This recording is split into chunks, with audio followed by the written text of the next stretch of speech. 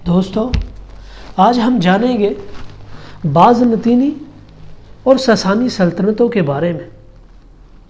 سلطنت روما قریباً 5ویں صدی عیسوی میں زوال کے دہانے پر تھی یا مکمل طور پر زوال یافتہ ہو چکی تھی۔ مغربی نصف کی بجائے مشرقی نصف میں سیاسی استحکام قدرے موجود رہا۔ 3 صدی میں ایرانی سلطنت بازنطینیوں کی ایک مستقل حریف کی صورت میں ظاہر ہو چکی تھی۔ ان دونوں کے سبب ایشیائی کوچک شام اور مصر ایک مستقل تباہی اور انتشار کی کیفیت میں رہے۔ اس دور میں انسانی ذہن کے بانج اور منتشر ہونے کی ایک وجہ یہ بھی تھی کہ ایران اور بازنطین دونوں ہی ایک طرح کی سخت مذہبی سلطنتیں بن چکی تھیں۔ ایسی نئی طرز جس نے انسانی ذہن کو بری طرح محدود کر دیا۔ بلا شبہ دنیا کی قدیم بادشاہتیں بھی مذہبی تھیں، جو ایک دیوتا یا دیوتا بادشاہ کے محور کے گرد گھومتی تھی۔ لیکن یہ قدیم مذاہب عمل اور حقیقت پر مبنی ہوتے تھے۔ یہ ذہنی انسانی کو مجروح نہیں کرتے تھے۔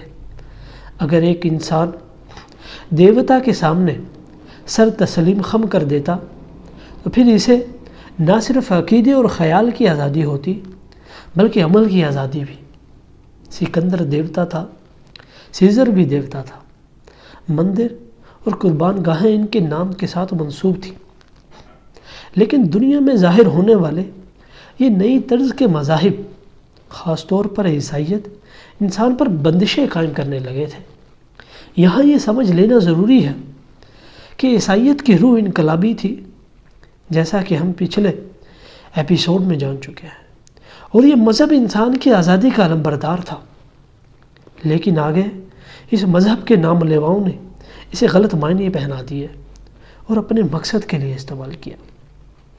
میرے دوستو، دنیا ایک نئی طرز کی راسخ اعتقادی پر دوچار ہو چکی تھی کہ انسان کی سوچ اور عمل دونوں کو ایک خاص نظام کے تحت کیا جائے۔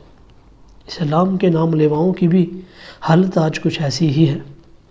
اردشیر اول، جسے 3 صدی عیسوی میں ایران میں ساسانی حکومت کی بنیاد رکھی، اور کنسٹنٹائن اعظم، جس نے 14 صدی عیسوی میں سلطنت روما کو از سر نو تعمیر کیا۔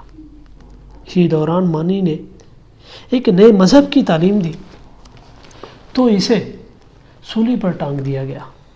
یہ قریباً 227 عیسوی کا واقعہ ہے اور اس کی کھال کو ادھیڑ دیا گیا۔ مختصراً ساسانی اور بازنطینی سلطنتیں مذہبی جمود، نفرت اور انسانی سوچ پر بندشیں قائم کیے ہوئے تھیں، جنہیں آ کر اسلام کی نئی تعلیم اور نئے مذہب نے ختم کیا اور اسے مشرق اور مغرب میں پھیلا دیا۔